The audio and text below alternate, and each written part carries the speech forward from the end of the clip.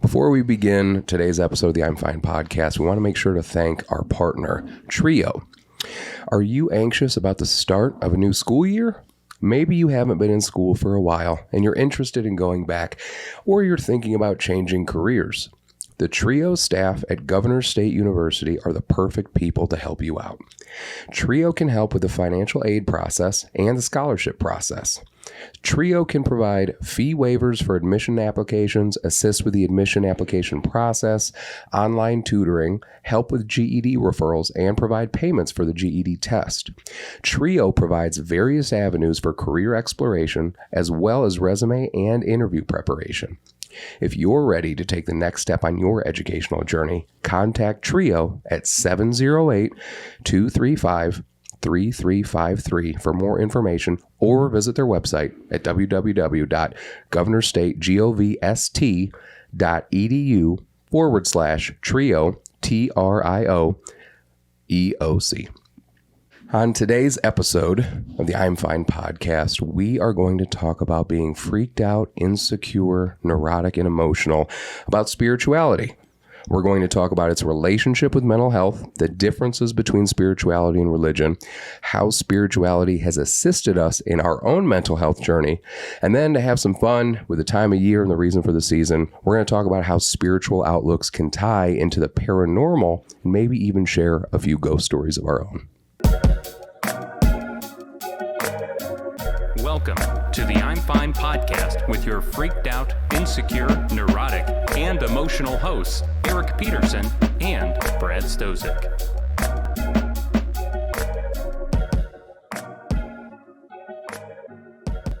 You brought something up. You brought something up when we sat down and I yelled at you. I don't want to, because I feel like I'm going to be a ghost on the next episode if I bring it up again. I didn't mean to yell at you. I didn't mean to yell at you. And while it sort of ties into the show and it sort of doesn't, but I'll tell you that one thing that is not good for my mental health, Brad, and that's being a fucking Chicago Bears fan. Yeah. Can we? Dude, Justin Fields played his best half of football since he's been drafted, and the defense blew a 21-point lead. Amazing. Can I tell you that we are recording this, it's October 3rd. It has been one calendar year since the Bears won their last fucking football game. There is a picture online about all of the professional sports teams that have not won a game since Elon Musk bought Twitter. Elon Musk bought Twitter in October of 2022. Can I tell you... Let me tell you something, Brad. Can I fucking tell you that every sports team, not just the NFL, but the MLB, the NBA, the NHL, every professional sports team has won a game, with the exception of the Chicago Bears. They lost 14 games straight. It's not good for my mental health. And the one thing about it all too, and I think I don't know if I mentioned this on the podcast before, but so last year, as many know, in October, my mom passed away, right? And so I was really spending time with my dad. And one of the things that we would do, because she passed away October 22nd, was I would go over to his house on Sundays and we would try to spend some time together, bonding by watching football, because we both like football. And so I had to start, I was bonding with my dad watching the Bears on the very beginning of their 14-game losing streak. There is a silver lining though, right? There's not. What is? Oh, a draft pick? Draft pick? Is that the silver lining? Right. But just hear me out for a second. If they do have the worst record at the end of the season, they will not only have the first pick, but they will have the first and second pick. And what are they going to do with it? What are they going to fucking do with it? Draft a washed-up quarterback and a mediocre lineman. I just want to talk about something that'll make me feel better than the Bears, like ghosts and stuff. Ghosts are that'll cool. make me feel better. Yeah. So let's get into what we wanted to talk about Let's today. do which is spirituality.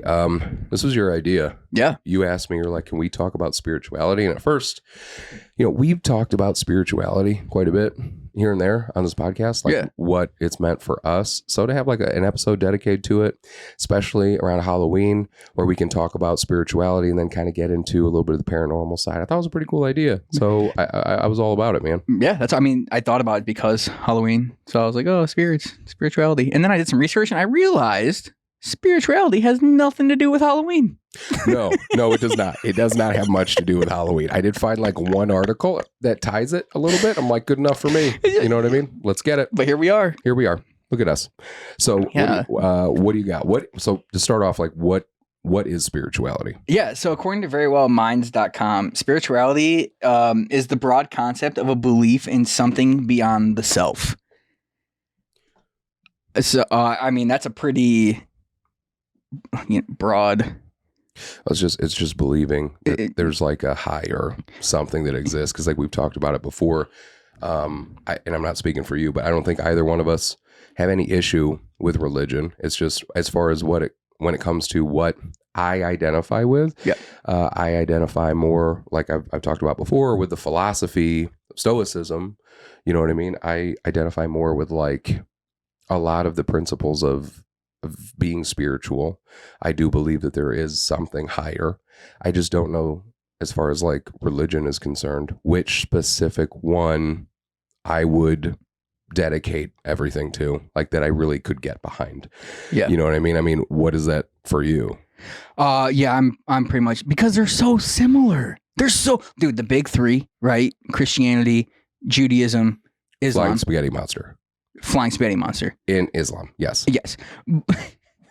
but like the I don't know, I have a real extensive background knowledge of it, but what I do understand is that one of the big main differences is the role of Jesus.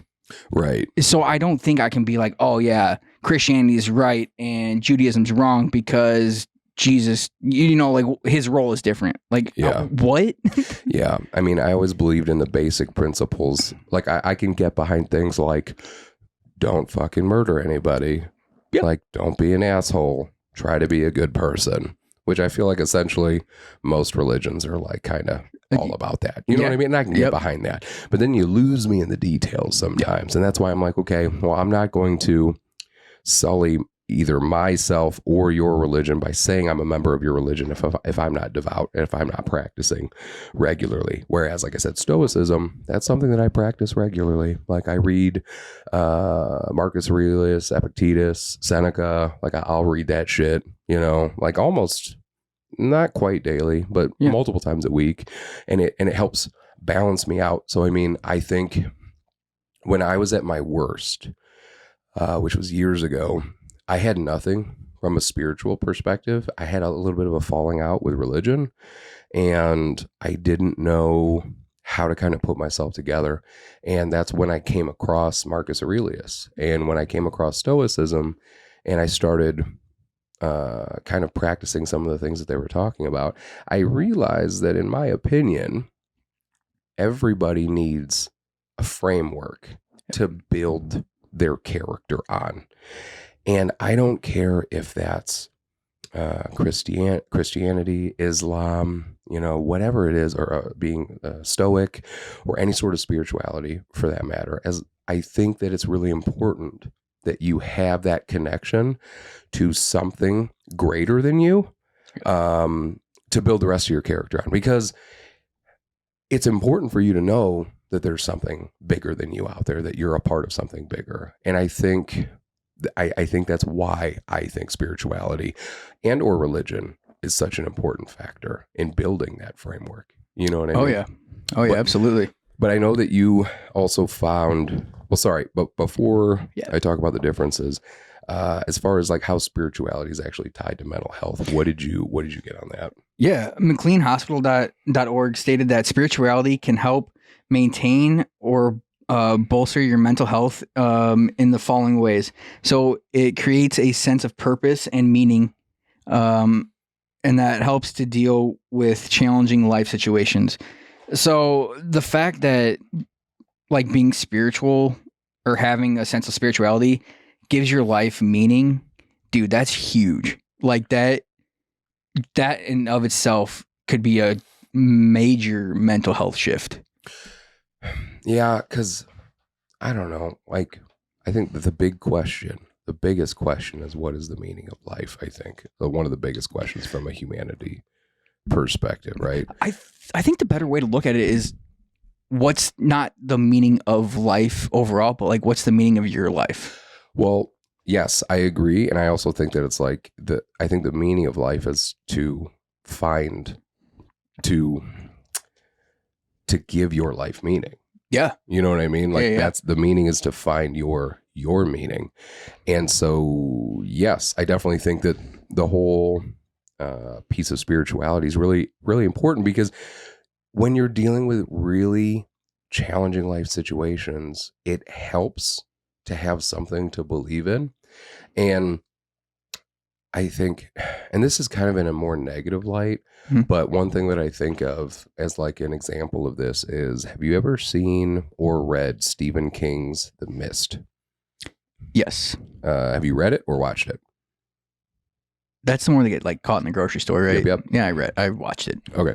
So there's this person in the grocery store that's like this religious person, like very devout. And in the very beginning of the movie, because I haven't read the short story, but in the very beginning of the movie, you know, a lot of people kind of cast her aside and they don't really pay any attention to her. They look down on her, whatever, talk shit about her. And then as the world gets scarier and scarier, more people gravitate to her. And again, I'm not trying to paint it in a negative way. I'm just saying that, like, when shit gets really tough, when things get really hard, just being a human being, it helps to have something to gravitate to. Oh, yeah. And that's why I think you should take the time to look into all the different religions, all the different depths of spirituality and everything, to find what works for you, find what gravitates to you, find what your heart speaks to, or what speaks to your heart, and then go with that. Because then when you find yourself in those challenging situations, you can say those things and it can come naturally. Because, like, again, for me, when I'm dealing with really difficult things, I will go back and pull out like a Marcus Aurelius quote out of my head. You know what I mean? Like one that I've read multiple times and I'm like, man, you know, and then by reading that, okay, it makes me feel a little bit better. There's another book I recommend. It was done by Tim Ferriss, who's done like the 4-Hour Body, the 4-Hour Work Week, all these other great books. And he's also a big fan of Stoicism. And it's I think it's the Tao of Seneca, or the Seneca letters. I can't remember, but it's just a collection of letters between Seneca. I don't think it was Epictetus. It was Seneca, and I think one of his, like, I don't know, one of his followers. And each letter is like a couple of minutes, and it's just Seneca talking about how he would deal with a certain life situation. And if you read it, or if you listen to it, and you were to take out the names, because the names are all like old school names, Yeah. and put in new names, and you were to listen to it, you're like, okay, I can see how this shit would apply to my life. And so I've listened to that a lot, and like those are the type of things that I've always really gravitated to. Like, what about you? I have never really gravitated towards any type of spiritual anything. I actually just recently started my spiritual journey. So I never turned her. I was always conflicted of like, yeah, something's out there, but is it a God? Is it the Christian God? Is it, you know, XYZ? And if it is the Christian God, what makes the Christian God so much better than any other God? Right. So I never really dabbled in spirituality and religion all that much. Yeah. But then it's like, I don't know. I think that I always like the Men in Black. Do you remember the movie, all the Men in Black movies? Oh, yeah. Do you remember at the end of each one where like it takes a look at it zooms out from our world, and essentially the scene is like we're a fucking marble in a bag of marble. Like our Earth, our solar system, our entire universe is just a marble in a giant bag of marbles, and or it's in a fucking locker somewhere. And you're just like, I genuinely believe that there's a higher something going on. Oh, You know yeah. what I mean? I believe that there is a higher entity that understands a lot of which we do not understand, and a lot of which we don't even know to understand. The things that we don't know, we don't know. Oh, yeah. I think something knows. I just don't know to what particular religion that thing belongs to. But I do believe that there's a thing. You know what I'm saying? So do you think that thing, if it is all knowing and has control, does it really give a crap about religion? I mean, probably not. And when I think about that, I think about The Simpsons. And The Simpsons had a great episode where Lisa like literally just left a fucking petri dish in her bedroom. And then all of a sudden it developed into this entire world. And then the world was like idolizing and worshiping Lisa, and Lisa didn't even fucking know it was there. You know what I'm saying? You're just like, yeah, I don't know. I do think when you look at some of the more ancient texts and like the Epic of Gilgamesh, the story, I think that story predates the Bible, if I remember correctly.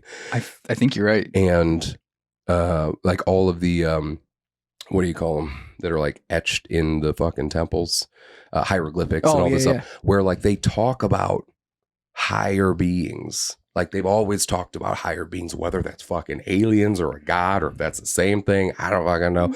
But like we've always talked about something. Like even back then when we didn't have any of the technology we have now or any of this other stuff, we were able to accomplish things. And the things that we were able to accomplish allegedly, like in some of these scriptures and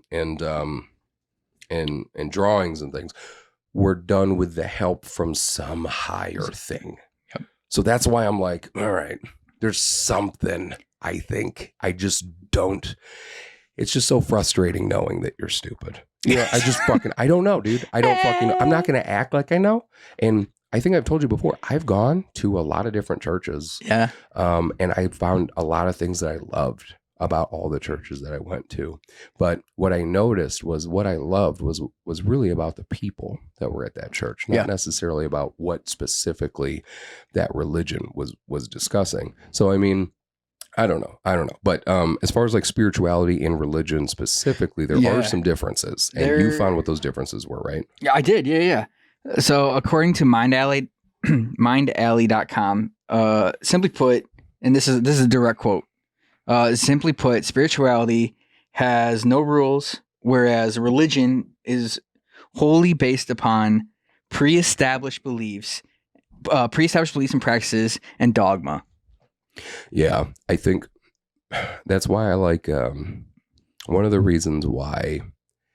the things that I appreciate about the current Pope is that he seems more progressive on some things. Yeah. Like when I've heard, because, okay, in certain things, when you look at like religion and religion says, well, the earth is only 4,000 years old or whatever. And then you have the scientists who say, well, it looks like earth is way older than that. You know, it used to be that religion would just be like, nope, you're wrong. And like would never even, you know what I mean? And then that's where you're losing people. That's where you're losing. But then like the new Pope was like, yeah, maybe. Like he didn't seem like he was shutting that shit down. He's like, yo, no, it's possible. And that kind of stuff now was what's like, okay. And I was listening to him talk about his views on a lot of other things that other popes would have initially just shot right down. Oh, yeah. Like, nope. But he's like expanding on it and talking about it. And I think, okay, well, that's how you get me more invested in your belief structure to know that you can be a little bit more flexible about some of these things. So, I mean, I don't know. I just thought that, you know, it was interesting. I mean, given the track record for Christianity and the Pope and stuff, there's not a whole lot of flexibility in there. There's some sketchiness. There's definitely a little bit of sketchiness here and there. But yeah. I mean, if you want to continue to reach people and you want to continue to, you know, spread the good word, then I think by being a little bit more inclusive on some things that you might have initially shot down is a step in the right direction. Oh yeah. You know what I mean? And I think it's almost like a last ditch attempt to save a religion, because I don't know if you've noticed, but like the younger generation in like today's society, dude, nobody goes to church. I don't I see that a lot of people aren't going to church, but I have noticed that a lot of people that I know are religious. Yeah. And that weren't initially religious when we were in like high school, Hmm. and they found it. And again, my whole thing with like religion or spirituality is just like, as long as you found it in a genuine way and it's like, and it's yours and it speaks to your heart and all that other stuff, then fucking good to go. Like do it. But I think that the idea of like being able to go to church, things like that kind of stuff, I think especially with work and family and all this other kind of stuff, it can be a lot harder now. But I still see a lot of people, a lot of my friends that are religious. And I have friends, like I've talked about before, some of the best conversations I've had have been with several of my friends who are all very different as far as what their religious beliefs are, from atheists to a very good friend of mine of ours is Mormon, and then Christian, Catholic, like, and we've had beautiful conversations. We've had beautiful conversations because we've just talked about our beliefs about the world. And then we just get to draw parallels between like, oh, this is what the Mormon belief is. Well, like, in Stoicism, we believe this. And then you can kind of draw those parallels, and it's kind of nice. You know what I mean? And I've always liked that. Those are the conversations that are good, not the ones where it's like, oh, we're right, you're wrong, freaking deal with it. I'm not even going to hear what you have to say. I agree, and I really hope that that's more of like the older generation's way of thinking, because I really hope that that's something that can change. You know what I mean? Oh yeah, and I think it's changing because people are realizing no one's ever gonna know, right? And if you find out, you can't come back and tell us about it, right? So why be down each other's throats about it? Yeah, I mean, I don't know. I think that what movie was it? Skeptic's Guide to the Universe. Have you ever read that book or watched that movie? No. That's another really good one. It's it's probably about 15 years old or more now, but it dives into some of those ideas, and then it's about these people in the spaceship that travel all around the fucking universe and all this other stuff, and it's about trying to figure out what the answer of life is. And spoiler alert. In the movie, like the answer to what the meaning of life is 42. Like that's the fucking answer. Like it's a great movie. And if you ever have a couple of hours, it's got Martin, I can't remember the guy's name, but the guy from, he was in the Shaun of the Dead, all the Cornetto trilogy movies with Simon Pegg. And he was also, he's also in the new Marvel movies. His name's Martin. First name's Martin. I can't remember his last name, but it's a great movie. Anyway, so yeah, I definitely understand that there are those differences between spirituality and religion. What else did you find? So there was they listed some specific ones between the two. So there are 6 specific differences between religion and spirituality. So the first one is there are no rules to spirituality. You don't have to go to church every Sunday. You don't have to break bread and do all that stuff. You can just be spiritual. Spirituality is based only on love and not fear. So again, goes back to Christianity, spreading fear, all that stuff. Yep. Religion tells you the truth. Spirituality allows you to discover it. I think that's also part of the reason why I gravitate a little bit more towards spirituality over religion. Yeah. Is just because I am in some ways, I'm kind of anti-authority, I think. And so I would rather find the truth out for myself than have somebody tell me this is what you have to do. This is what you have to believe. Yeah. And I'm not saying that's the right answer. I'm just saying that that's how my fucking brain works. You know what I mean? And, and I'm going to feel less intimidated and feel less guilt if I get to figure things out on my own. And like you said, if it's based on love and not fear, well, then it's going to be a much easier transition for me to go from a place of no belief structure whatsoever into being spiritual to some degree. And just acknowledging your own spirit, your own soul, that there is energy around us, you know what I mean? And those kind of things. But yeah. So religion separates, whereas spirituality unites. Mm-hmm. The difference between karma and punishment. So spirituality, there's more of we believe that if you like they're more like karma, right? Yeah. And then whereas religion's like, oh, you're going to hell. Yeah. And then the last one is like you just said, you get to walk your own path Yeah, I think and pave your own road. important.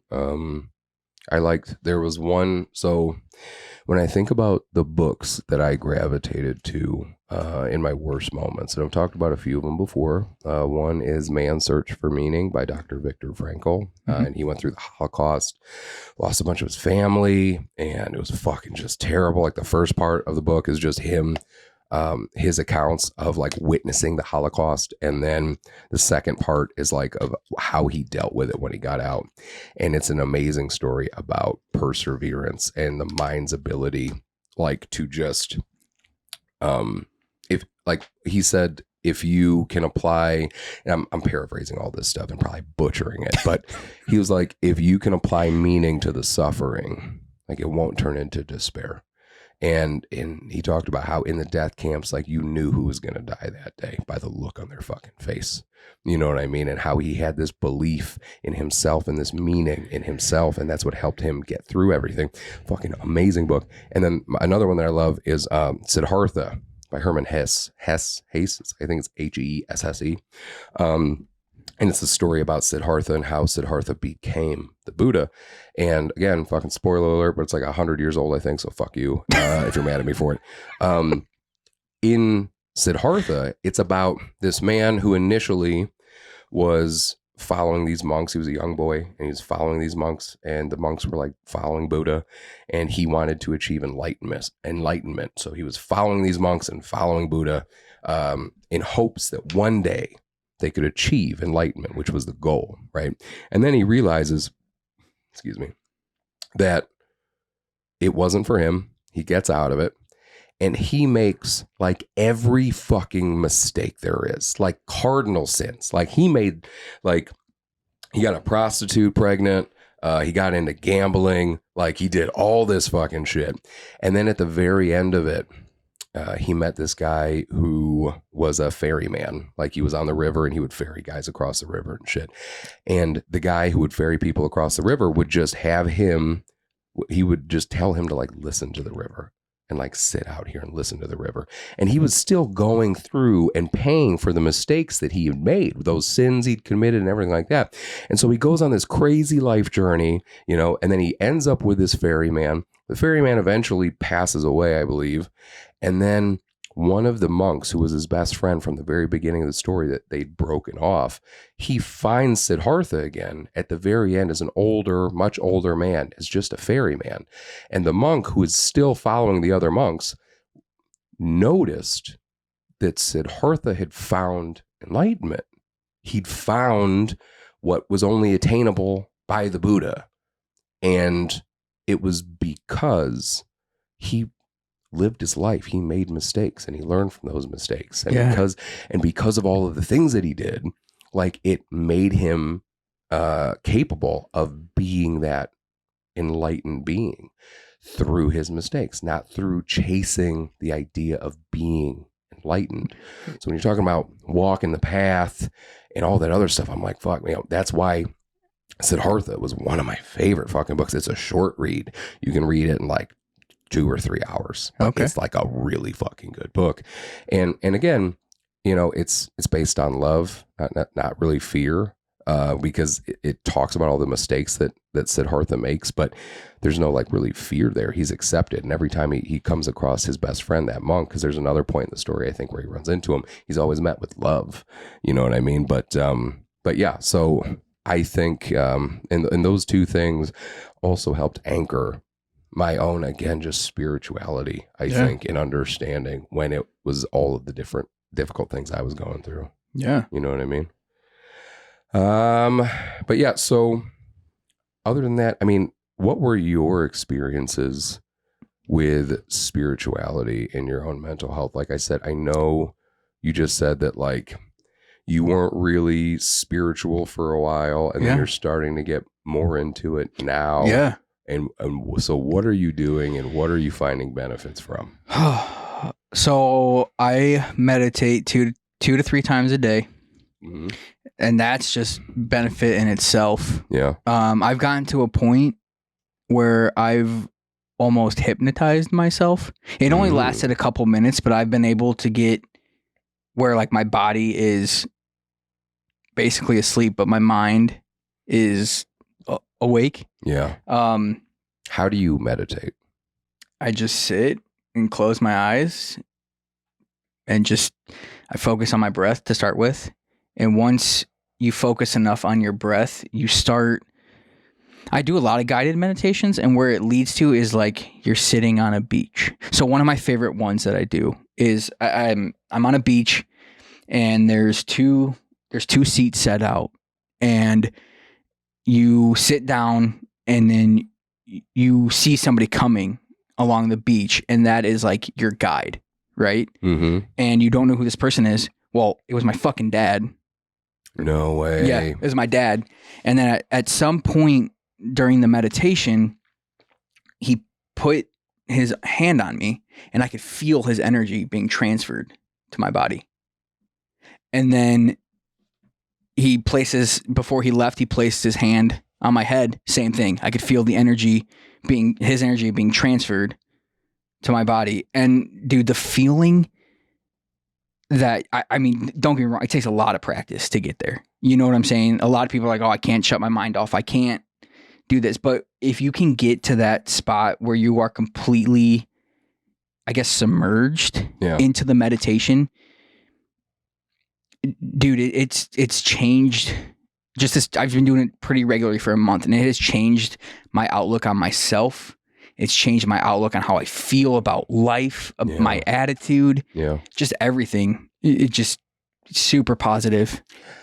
I love that. Yeah. And I love the idea of having a guide of some kind to help you spiritually. And the fact that it was your father is like, and that you tap into that when you're meditating, because it's like, okay, what's happening when you're meditating? And this is coming from my fucking dumb brain. Like, you're just sitting there and you're letting your thoughts just pour out. Yeah. And you're just seeing what happens. And in doing so, are you not unlocking shit in your own brain? Yep. Because, bro, we're fucking working all the time, man. We're working. We're doing stuff with our family. We're doing stuff for this, that, or the other. Like, when do you really get to sit there with your own thoughts and like kind of piece some things out? Because when you look at anybody that's like super successful, like, it seems like all those people make time to like meditate or something. And you know what else I really like about meditation is it's like you're watching a movie of your own life. Yeah. So so for example, if you're feeling depressed or sad, if you meditate, you recognize the sadness, you observe it, but you don't let it dictate your life. You don't let it, you know what I mean? You don't let it take control. You just, you recognize it, you know that it's there, but then you move on. Right. And dude, I highly recommend meditation to anybody. Like, highly recommend it. See, so like just today, I've just been running on fumes lately. Yeah. I could just fucking feel it. And like, I think I told you later today, I'm going to take a trip up to my family's cabins, kind of recharge the batteries a little bit. Super fucking psyched for that. But like, my thing is I love walking meditations, and walking meditations I got from the book, You Are Here by Thich Nhat Hanh, who, a monk who I think passed away not that long ago. But in it, and I've referenced this book before, he walks, and when he would walk and he like does walking meditation. He fucking walks. He walks. Check it out. Well, ironically, he's in a wheelchair. Yeah. But when he meditates, that motherfucker can walk. And when he was doing his walking meditations, he would say to himself, I'm stepping with my left foot. I'm stepping with my right foot. I'm breathing in. I'm breathing out. And he would just do that. And then I would try to do that for a little bit.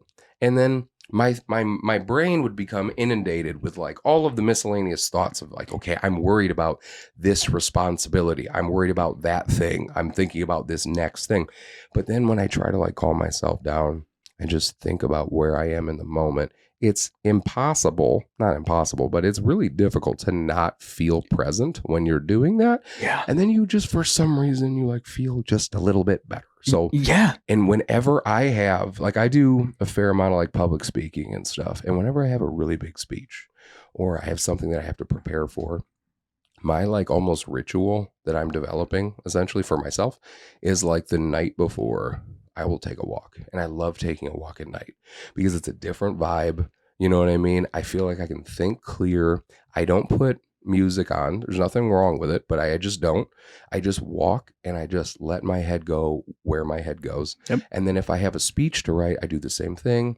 And I just think about the pieces of my speech and what I want to say and what I want to talk about. And I think about that while I'm walking.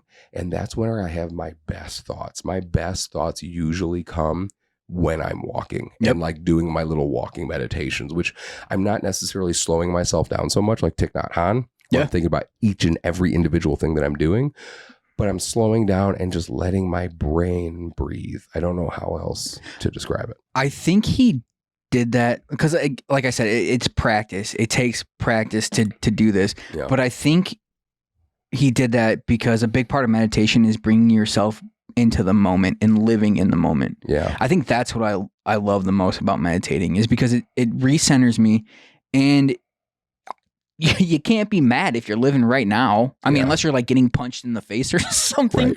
Right. You can't be mad. Right. It's great. Yeah, I agree. So, I mean, I love meditating, and I think everybody should find like a variation of meditation. Absolutely. You don't have to do just this way. No. But to take a second to like just, again, let your brain breathe. I think it's super important. So what's your feelings on spirit animals? Spirit animals? Yeah, dude. So I jokingly tell my mom's boyfriend, Glenn, that he's my spirit animal because he's like just me in 30 years. Like we act the same. And my mom too, she's like, you guys should probably just date because you guys are the same person. I'm like, that's weird. You're dating someone like your son. Weirdo. What makes him feel like your spirit animal? He just, dude, it just like, I don't know, just the way he acts, his mannerisms, the way he like says stuff. And like, I was like, dude, I would say that. Like, it's something I would say. So if to anybody that's unfamiliar, and I just pulled this up from dictionary.com, so don't yell at me for being so generic, but a spirit animal, in certain spiritual traditions or cultures, spirit animal refers to a spirit which helps guide or protect a person on a journey and whose characteristics that person shares or embodies. Now, I used to think all this stuff was bullshit. Okay.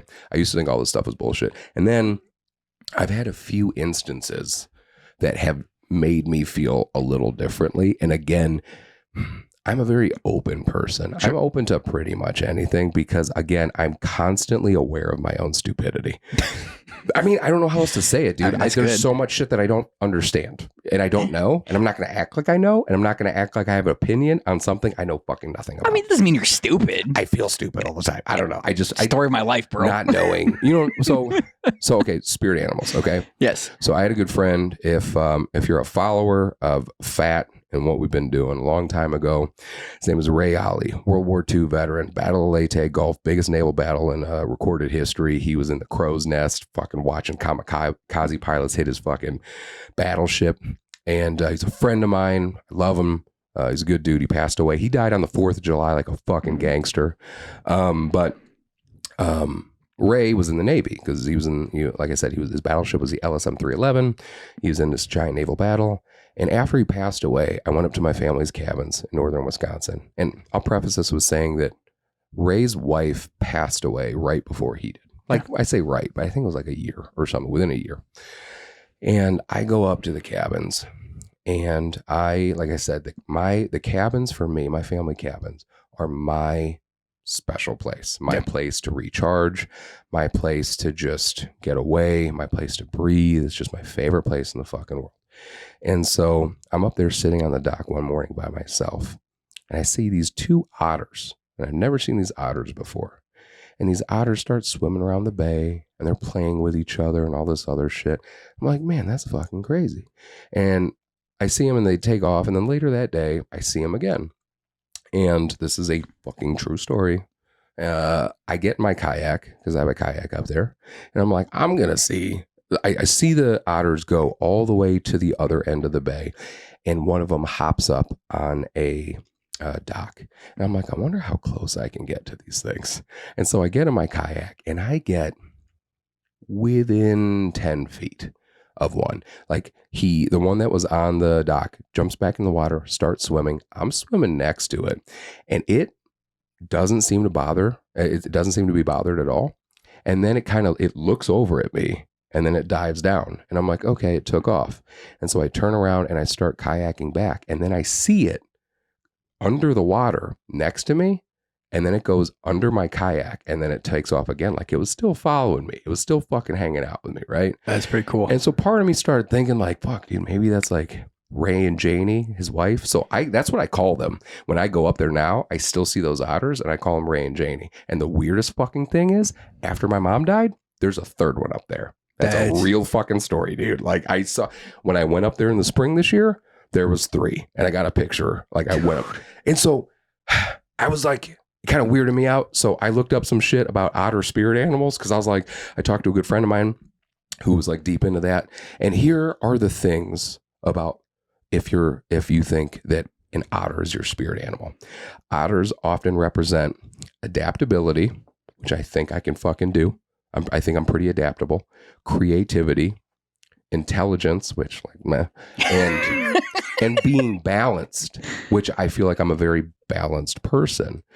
And what I also found, and I'm going to pull this up. This is according to A2ZAnimals.com. It says playful otters capture our hearts. And this is as a spirit animal. They express an adorable sense of curiosity. Otters have a special place in many cultures. They're also said to be beneficial animals. We can learn much from their carefree ways. As a spirit animal, it means you're insatiably curious, friendly, and social. It says you feel most at home when you're in the company of other people, even if they're strangers, which is like half-half, I think.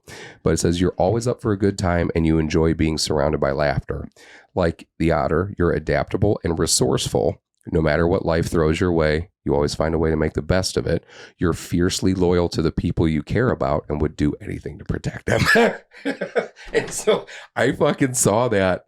And I sent it to my wife and she was like, yeah, like I found another one that was way longer and I sent it to my wife and she just read it and she was like, I mean, yeah, that's pretty much fucking spot on. Can you look up any animal on there? Yeah, dude, what do you want? Because you brought up that story and I remember when my grandma passed away. Yep. There was a praying mantis that sat in our house didn't move for months.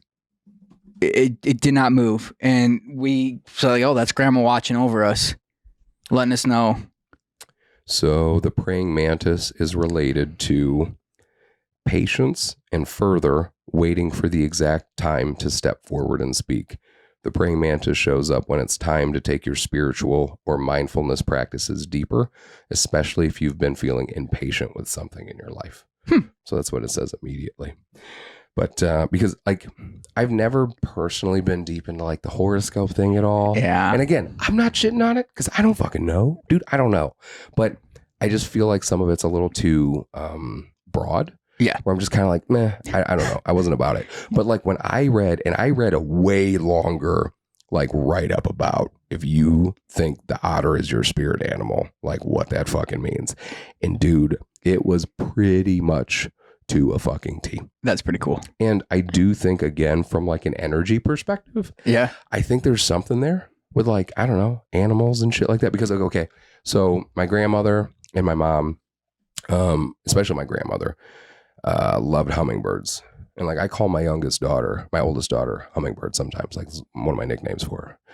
And I remember this one specific incident. Again, it's just like, this is something that really happened and it could have been just a normal thing, but coincidentally, it was just very fucking weird to me.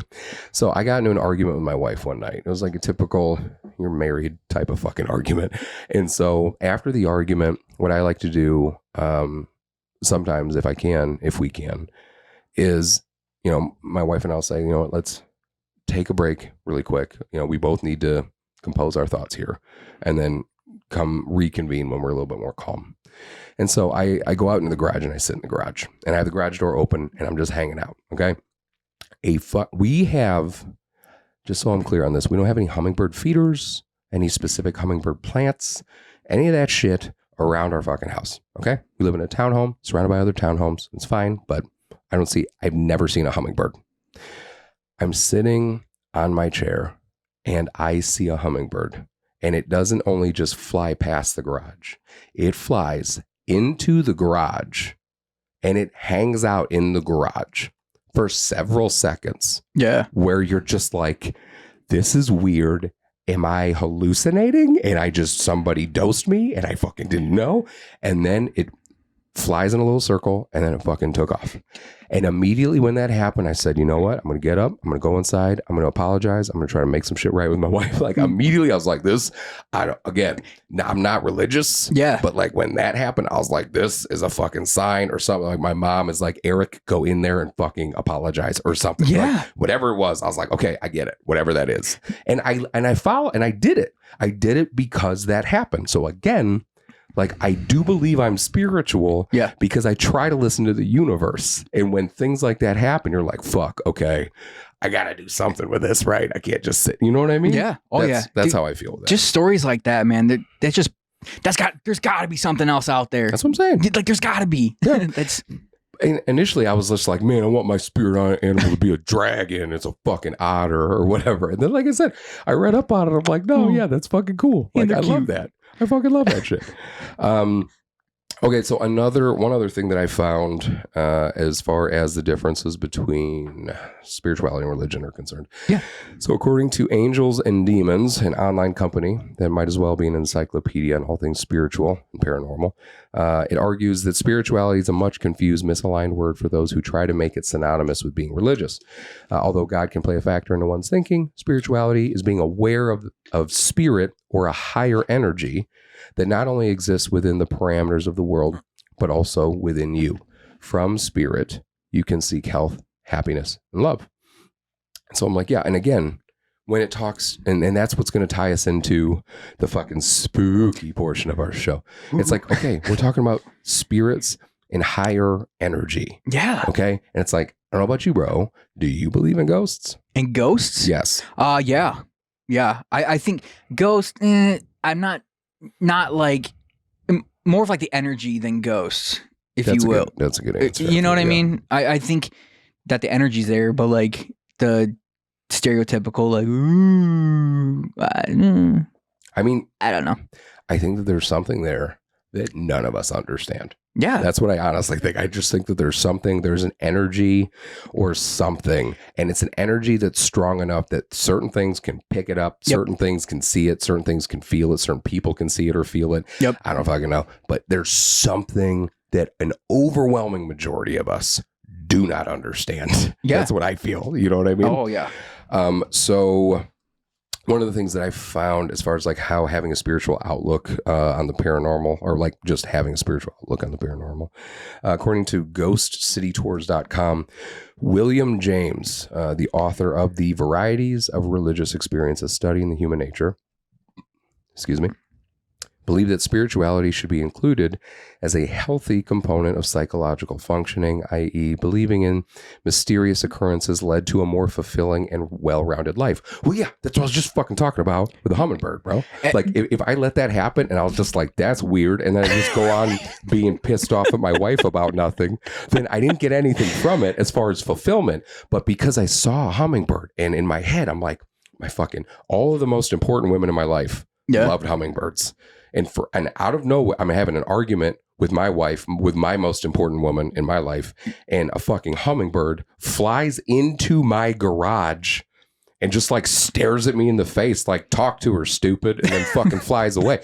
Like, I'm going to do something with that. Yeah. You know what I mean? Like, and it did make me feel better. And it was weird because in that moment, you know, if you've ever argued with your spouse, emotions are high, you're not going to be making rational decisions. But all of a sudden that happened to me, and I was like, I'm going to go fucking apologize. I didn't know if this shit was my fault. I'm going to go apologize anyway, because I just take whatever that sign was seriously. Yeah. You know what I mean? Yep. So to continue on from that article, it said, for many people around the world, their spirituality and faith directly coincide with their belief in the paranormal. I know it's not so much around here, but it is in a lot of other areas. So mediums, for example, deliver messages from the dead to the living. Tarot card readers connect with their innate spirituality to conduct readings for those who seek them. And there are others who practice voodoo or hoodoo to wrangle the spirits and own them in order to work in a perfect balance. So like, again, that was stuff that like before I was just, I don't know, I was just super skeptical about. Yeah. And to be honest, I am skeptical of a majority of them, I think, because like you see a lot of people that say that they can do this or feel this or whatever. And part of me is like, I'm just not believing it with this particular person. I just feel like you're selling something to me. Yeah. But then there are some people where I'm like, fucking maybe, you know what I mean? Like maybe they can. What the fuck do I know? And again, if we're talking about higher energies, we're talking about an energy that exists and we don't understand it yet. Like, do some people have a sixth sense to pick up on this fucking energy? Maybe. I don't fucking know. You know what I mean? That's my thought. Or maybe they're so spiritually in tuned, like with themselves, like in the inner. Because for me, spirituality is like working on your inner self. Yeah. Maybe they're so like in tune with their self and their spirit and their body that they are able to channel that energy. Because I've talked to one of my buddies he's certified in like hypnosis and stuff. Yeah. Have you ever heard of like delta waves? No. Like, I guess he gave me a really like, and I don't remember, but I guess there's a wavelength that your brain can get to that is just like a whole, like unlocking a whole nother level of like understanding. And I need to do a lot more research on it before I can just be like, oh, hey, delta waves. But apparently it's like hypnosis on steroids where your mind is just like totally unlocked. Well, again, I mean, if you study any of the great thinkers or philosophers or whatever, if they were around at a time where like there can be videos, like there's videos of them, and you're watching videos of them, you're just like, all right, there's something different about this guy. You know what I mean? Or this girl. There's just something like they understand some shit that I definitely don't fucking understand. It's like when I'm talking to somebody that's clearly smarter than me. You ever talk to somebody that's clearly smarter than you? Eric, every time we do this podcast, I think that's how you feel. That's how I feel. That is how I fucking feel. I mean, I'm doing my best. I'm doing my fucking best. I'm doing an okay job. You know what I mean? I'm just fucking my way. Hey, you're keeping up with me and I'm very impressed. I'm just trying to do my best, my friend. But I don't even know what the fuck we were talking about when I started saying keeping up with like, yes. So when you talk to somebody and it's very clear that they're like smarter than you, not in like a rude condescending way, but you just talk to this person, you're like, oh, this person has just unlocked something. Yeah. Like there are certain people spiritually and philosophically who are also like that, where you just hear them talking, you're like, oh, they have a greater understanding of themselves, of their spirit, of energy, of something, just listening to them speak. You know what I mean? So do you think Jesus was there? Like, do I think he was real? No, he was real. Like he's a real person. Right, yeah. But do you think, not from like a religious standpoint, just Jesus as a person, do you think he like achieved ultimate spirituality? I mean, I think so. Yeah. You know what I mean? Like, yeah. I think for him to be in a position where people were going to him for help. Yeah. Constantly. Yeah. Like, I think if you become a healer like that, then yes, I think you've like achieved something spiritually. You know what I mean? Just a better understanding of self. And therefore, I think if you have a better understanding of self, you have a better understanding of humanity. I would agree with that. You know? And again, this is back from that GoCityTours.com article, which is a very cool article, by the way. It says spirituality at its core foundation is about looking into oneself for strength and courage. For some, it's about opening themselves up to the universe and receiving the message of spirit or high energy. For others, spirituality is nothing more than reconnecting with their own self and allowing that beauty to manifest into reality. I think those are very good words. Like, I love how they said all that stuff. You know what I'm saying? I like that a lot. You know what I'm noticing a lot, like based on like our readings and stuff just about spirituality, it seems to focus on a lot of like self. Mm-hmm. Right? Yeah. I just got a random, like, weird, out of left field thought. But what if the church and like other religions realized that and they were like, oh, let's make it about us instead of people focusing on themselves so religion wouldn't die. I don't know. Am I just No, I don't know. my Thought. my honest thought is just that, and it's kind of pessimistic, but it's more or less just that humanity is just very corruptible no matter what. And when I see religion, me personally, I see something that was started for a good reason, that had more good than bad to offer, and I still think I see a lot of that. But there are times where you do see the negative sides. You know what I'm saying? And there are times where in any group of people, I don't care if it's religion, if it's politics, if it's a company, if it's whatever, just people are corruptible. Absolute power corrupts absolutely. I think so. Especially when you're talking about the church and the power of the church and the people that rise to positions of power within that church.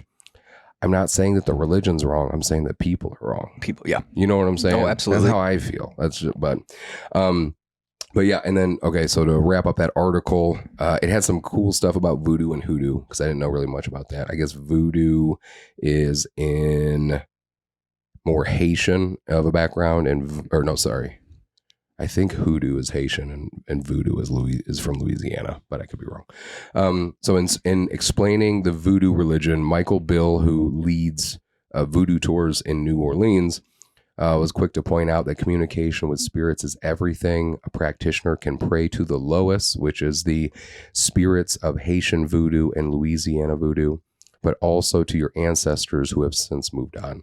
There is no disconnect from the living and the dead, but they are, in fact, all one and the same. To open the portal into the spirit world, one must pray or ask Legba, the Loa, of the gates. Voodoo practitioners can catch lost spirits, wrangle them in, and bring them to another location so as to protect them or help them to later cross over. On the other hand, if another practitioner knows that a spirit is attached to you, they can use that spirit against you. And even when discussing the dead, literally the cemeteries, Michael Bill says that in the voodoo religion, the practitioner owns the spirits of the graveyard. So like, I can tell you, I do not fuck with Ouija boards. I have never experienced one. I don't want to. I don't even. And again, that's my fear is based in my spirituality. I don't know what that's doing, but I think it's doing something, and I don't think it's good. And because I don't fucking understand it, I don't want to bring that shit into my house. Nope. Call me an idiot. Call me whatever. I don't care. I don't want that shit in my house. Like, I'm just like, no, man. Like, I am Asian. And I feel like that plays into it a lot because the Asians never fucking survive the horror movies. If an Asian is in a horror movie, they usually are the ones that died before the horror movie actually started, and they're the ghost, like in The Grudge or The Ring or any of those other ones. You know what I'm saying? Like, Asian people do not make it long. So like my wife, she loves spirituality, which is great. She's very into her spirituality, which I love because she found it in her own genuine way. But she likes that creepy shit, and I fucking don't, because I'm like, she's too pretty and I'm too me. So like, she'll fucking live and I will die because I'm gonna be like, oh, I guess I better go check that sound out, and then I'm fucking dead. You know what I'm saying? Like, and we've gone, she loves going to haunted, spooky shit. I don't fucking like doing any of that because, again, and I'm not like religious, but again, from a spiritual perspective, there's just something there that I don't understand, and I just don't want to fuck with it. You know what I mean? I mean, what's your feeling on all that kind of stuff? Yeah, I don't do the spooky stuff or like the. Do you mean you don't believe in it? No, or? I do. I just okay. I won't do. You don't fuck with it. No. You know what really throws me off? The spelling of Ouija board. Like, who came up with that? Ouija, O-U-I-J-A. Yeah.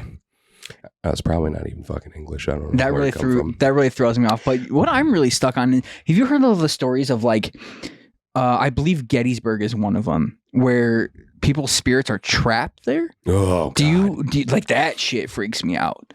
Again, okay, if we're talking about energy, and you're on a fucking battlefield where these young men lost their fucking lives in this war in a terrible, horrible way.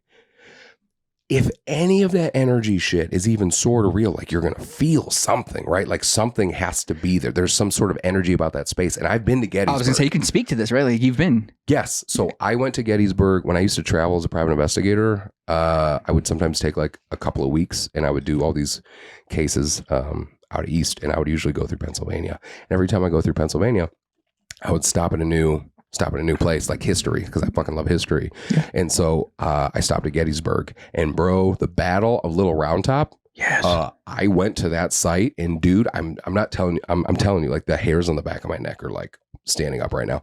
You stand there knowing even if you didn't fucking know what happened, if you were standing at Little Round Top and it is fucking beautiful out there, yeah, you just, dude, you fucking feel, I'm telling you there, you just feel something. You're like this, it just, there's like some negative shit about this place. You know what I mean? Oh, that's how I felt. But again, I knew the story going into it. So like to look at where it happened, you're just like, I don't know, man. It was creepy for me. I thought all this shit was creepy, but I would go to experience it because, again, like you, I also enjoy history, but part of me is kind of intrigued to feel that energy. Yeah, just to see. I just want that energy to know that like I come in peace. That's why I just want to bring like a blunt and then just like spread and be like, hey man, like I'm cool. I'm just here to fucking hang out. Like I'm not here to fuck with your shit. I'm not going to take any of your shit. Yeah. Please don't, do any of that weird shit to me. All right, but have you ever had any, so I kind of getting into a little bit of the Halloween spirit. Have you ever had any experiences like with the paranormal side? One.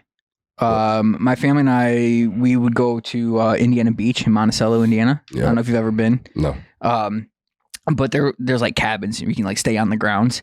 And there was a picture we were standing in front of the cabin. We just took a picture. And if you zoom in the window, there is a man and a woman in the window, and you can see a gold chain on the man. But that's it. That's the extent of my. And you're sure that there's nobody in the window? We were all outside. Everybody that was on the vacation. Inside the building. It was inside the building. In the cabin we were staying in. Oh. Yeah. So we were just like out front of the cabin, took a picture. If you zoom in, you could, like I said, you could see the man and the woman. And again, like we talk about energy and all this shit we don't understand. Like if something happened to somebody in a space, like you would think that their energy would still be there, their spirit, their whatever would still be trapped to that space if something bad happened or whatever. I don't know how it fucking works. Yeah. But like I have another friend who went through something similar. He has a picture of himself when he was a kid, and he was sitting in front of one of those old tube televisions, like that would sit on the fucking floor in the wooden box. Yeah. And you could tell when those TVs were off. Like you could tell it was off.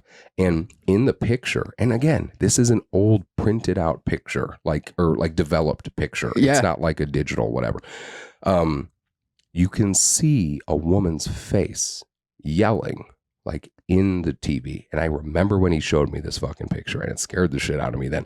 And it's like, you look at the picture, you can tell that the TV was off. Yeah. You can tell it was off, but and it looks like there's a reflection of a woman's face, but with how far back the picture was taken, it's very clear that it's not a reflection, because you see him, my friend, sitting by a Christmas tree, like in front of the TV.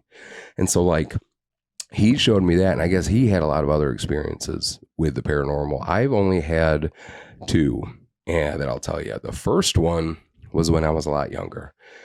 So when I was, I don't know, I'll say like 13, 14, 12 to 14, somewhere in there. I hung out with like 4 kids in my neighborhood all the time, in my parents' neighborhood. And I guess I shouldn't I don't know if it matters if I use their real names or not. But these 2 of them I still talk to this day. One of them, I'll call him Cal, lived down the street from me. He lived on the same block, well, opposite side of the same block. And he had like a picture perfect family. Like he had a mom and a dad and a sister, a younger sister. And we would go over to his house all the time. And his mom was like this phenomenal baker. And his dad always was just like your classic dad, funny dad jokes, hanging out kind of thing. And unfortunately, his mom died from cancer. And then years later, after his mom passed away, unfortunately, the father started, I believe, drinking. And there were some other medical complications that kind of, I think, stacked up because of that. And then his father died. And we were young. Like I said, we were like 12 to 14, somewhere in there, because we didn't have our driver's licenses yet. And so when Cal lost his dad, both of his parents were gone, and he has a younger sister, he had to go stay with his aunt and uncle for a little while. And so he asked me and our friends if we could watch the house for him. And he had a dog and he had a cat. And so we're like, yeah, we'll watch the house for you. Don't worry, man. You know what I mean? And because we were the only other people in the area that they knew and that they trusted. And so one night, and I remember it was at night, because we went to Deep River Water Park that day. And we went to the water park all day. We had a great time because we didn't have time to go to the house to check on the dog. We went there in the morning. And we didn't have time to go back until that night. So we get back and it's already dark. And there's 3 of us. And I'll say the other guys' names are Jack and Kyle. So Jack, Kyle, and I, when you walk into Cal's house, it's a tri-level.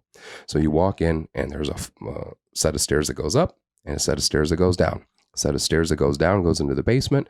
A set of stairs that goes up, and then to the right there's a living room and a dining room, kitchen, and then to the left of it is a hallway connected to the bedrooms. Okay, so I already forgot their made up names. What did I say? Jack and Kyle. Jack and Kyle. And Kyle and Cal. Those sound too close. I'm such a fuck up.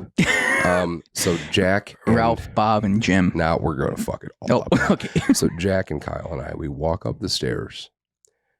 Kyle goes to the right. Jack and I go to the left. Kyle immediately screams. He turns and he runs out of the fucking house. Jack and I don't even see what Kyle looked at. We didn't even have time because we were looking down the hallway. And what was down the hallway was so if you were to look down this hallway, there was my friend's room, his sister's room, and then at the end of the hallway was the parents' bedroom. Yeah. There was a table, like it was one of those our old card tables. Yeah. That was in the basement that was now blocking off the parents' bedroom. Nobody had keys other than us. The dog, because they did have a dog, was too short to be able to grab the table and pull it up there, much less pull it up 2 flights of stairs. And we saw the table, and Jack and I were like, yeah, and we fucking left. So we get outside, we stop Kyle. We're like, dude, what the fuck, man? Why did you scream? Because he didn't even see what we saw. Yeah. And he swears and this day, he's actually a police officer in our area now. But like, he swears that he saw our friend Cal's dad sitting in his recliner right when he turned around right when he came up the stairs. Like, he swears that he saw that. And he saw that. And I saw, and Jack and I saw the table, and like, we left. And that was the last time I'd ever been in that fucking house. But here's the thing about it. Because obviously, my dad still lives down the street from that house. I've seen that house a billion times since. I never felt a fear. I never felt like when I had that experience that anything was going to hurt me. Yeah. It was scary, but I never felt that horror type of fear. Yeah. And even when I passed by that house and I would take walks at night when I was a kid, I used to take walks at night ever since I was a kid. I would take a walk and I would look at that house and I would feel that presence. You know what I mean? But I wouldn't feel it in a really negative way. I just felt like something was there. Yeah. You know what I'm saying? So that was my first experience. And then my second experience, and I don't know if this is any better or worse than that story, but so it happened when I was in Afghanistan. And so I was in Afghanistan and we were going on this mission, and the mission itself was a long mission. Like, we were going to be gone, I think, for a couple of days or something. And we were driving in MRAPs, and MRAPs, if you're unfamiliar, are like 38,000 pounds. It's like if an SUV and a tank had a baby. That's what a fucking MRAP is. You know what I'm saying? Like, it's big. And I used to drive one. And so we're driving on this mission in Afghanistan. We got our whole, I don't know, we had 2 squads in the platoon sergeant's vehicles with us. And I was in the platoon sergeant's vehicle. And we're driving and we see this open plain, right? In between, like we're in a valley somewhere in the middle of bumfuck Afghanistan. And we start slowing down. And as we're moving through this plain, again, it's just dirt and sand and shit everywhere. There's no roads. There's no markings. There's no signs. There's no nothing. So you're just driving through this valley. And all of a sudden, one of our front trucks calls up. And I forget his call sign or something. It was like 23 or something. I think we were like 27. He's like 27. This is 23. And my platoon sergeant, I was driving. My platoon sergeant sitting in the TC spot, so front right, front passenger. And he's just like, yeah, go ahead. What's going on? And the vehicle's like, hey, we're stuck. We're not sure what's going on. They were in an MRAP. And so my platoon sergeant was like, all right. And he tells another vehicle to line up for a tow. So we're going to try to tow this vehicle out because the vehicle's stuck. We don't know why. So he calls in the other vehicle to pull up to tow. And then all of a sudden, the other vehicle pulls up, calls us, and says, we're stuck too. And so my platoon sergeant's like, that's fucking weird. So he tells me, hey, and they all, like I said, I think I mentioned this before, but guys that I deployed with just called me Petey, because my last name is Peterson. He was like, Petey, pull up, get ready, set us up for tow. I was like, okay. So I started to pull up, and then all of a sudden my vehicle, boom, lunges forward, and I'm stuck. Now, mind you, I just said I was sitting in a fucking plane. It looked like flat ground, no markings, no signs, no nothing. So I'm like, what is happening? And so I'm stuck. And so I'm like, and my platoon sergeant obviously feels that. He's like, what the fuck was that? I'm like, I don't know. So I put my vehicle in low, and I just kind of creeped up, and then all of a sudden I got out of it, and then boom, my other tire was stuck. And so the platoon sergeant goes, I'm going to get out. Let me get out. And he gets out with his our interpreter. And so they both get out, and they're walking. They're trying to figure out what the fuck's going on, talking to the other vehicles. I'm still sitting in the vehicle looking out. And all of a sudden, I just see the blood just leave my interpreter's face. And then my platoon sergeant calls up to me, and he's just like, so we're in an unmarked gravesite. All of the vehicles were getting stuck because they were hitting graves. And again, it's unmarked. They exist out there. They're bodies that were buried, and they weren't buried very deep. Yeah. And as we were driving over them in a giant vehicle, it started collapsing stuff. So that's the first creepy part. That's not it. That's not all.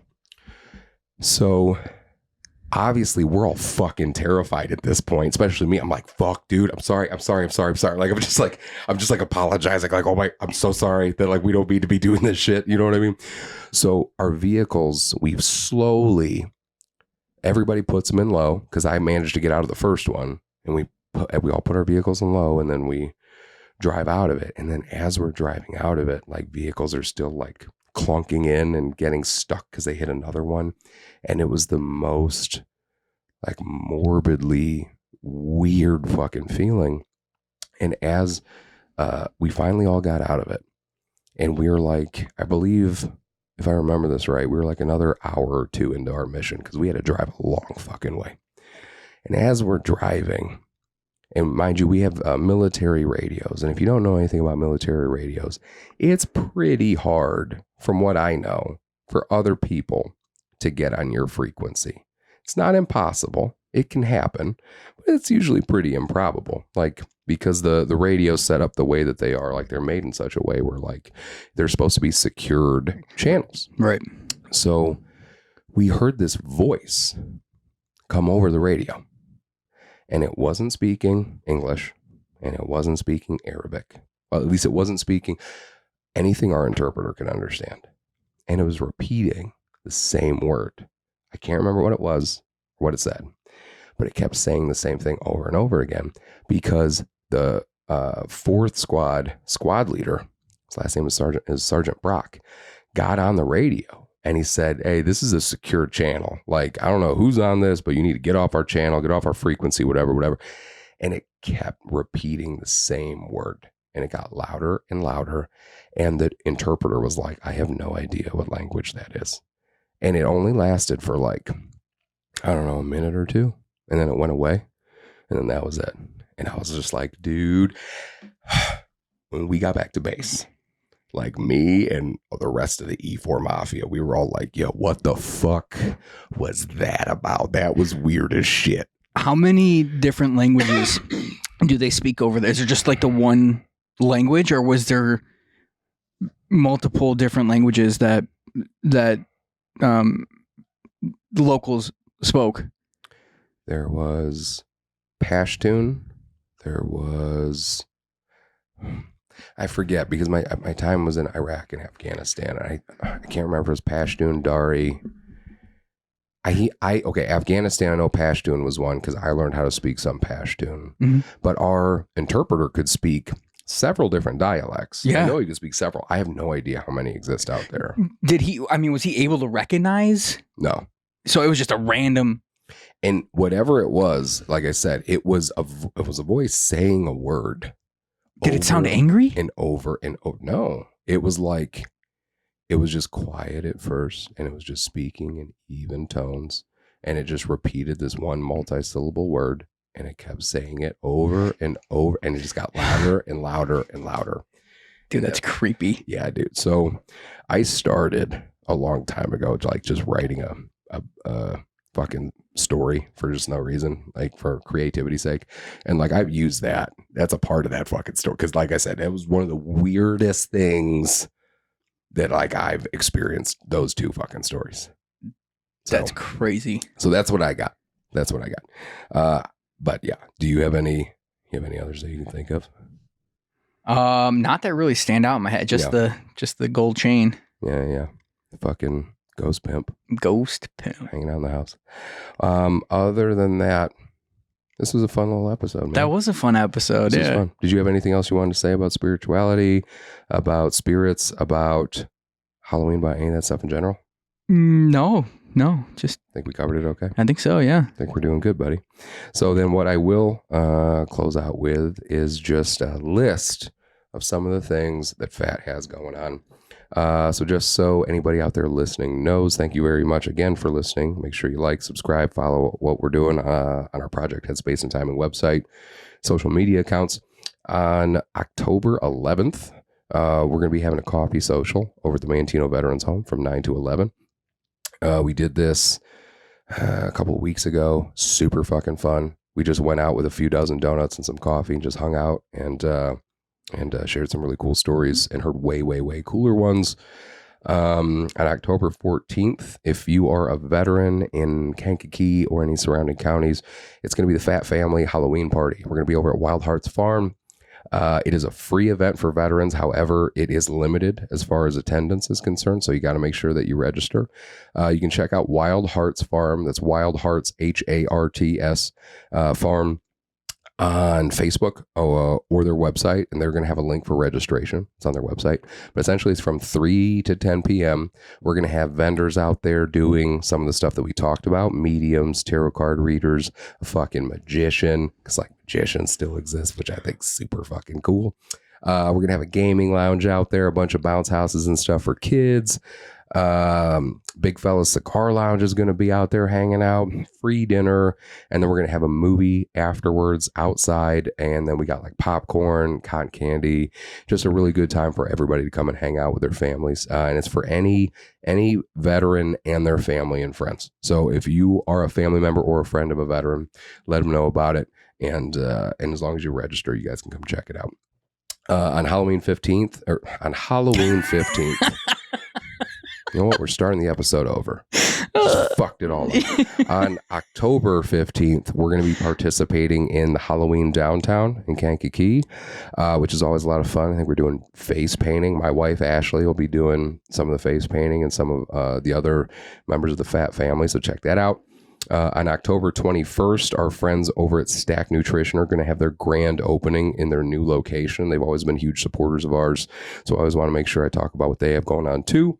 And then on October 29th at Steam Hollow Brewing in Mantino, there's going to be a October farmers market where some of the items and things that are purchased, I believe a portion of the proceeds will be going to Project Headspace and Timing.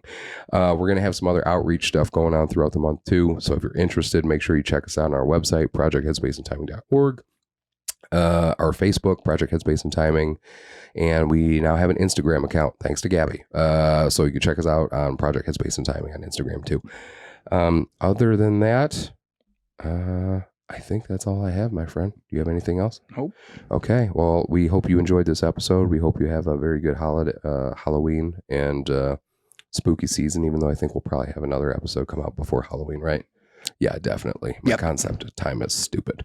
Time is either way. dumb. We hope that this episode gets you in the mood. There you go. For the spooky season. Like listen to it when you're going to a pumpkin patch or some shit. You know what I mean? I hope you enjoy it.